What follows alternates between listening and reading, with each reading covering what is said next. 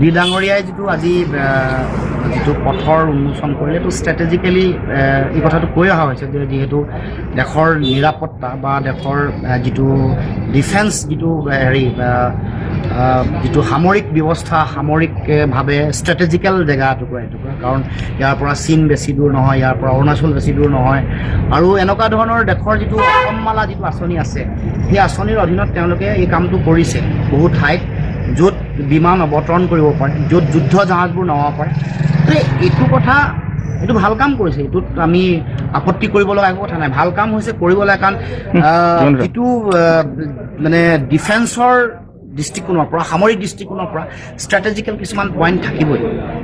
দেশৰ ৰাষ্ট্ৰীয় নিৰাপত্তা, দেশৰ সাৰ্বভৌমত্ব, সেইবোৰ সুৰক্ষাৰ কাৰণে কৰা যিকোনো কামতে দেশৰ প্ৰধানমন্ত্ৰীৰ লগত আমি আছোঁ, থাকিম। মোৰ ৰাষ্ট্ৰ প্ৰথম, মোৰ দেশ প্ৰথম, দেশৰ সুৰক্ষাটো প্ৰথম। তাৰ কাৰণে নন কম্প্ৰমাইজিং ৱেত কাম কৰিব লাগে, কিন্তু তাৰ লগে লগে দেশৰ জনগণৰ সামগ্ৰিক উন্নয়ন, এইটো আমি বিশ্বাস কৰোঁ।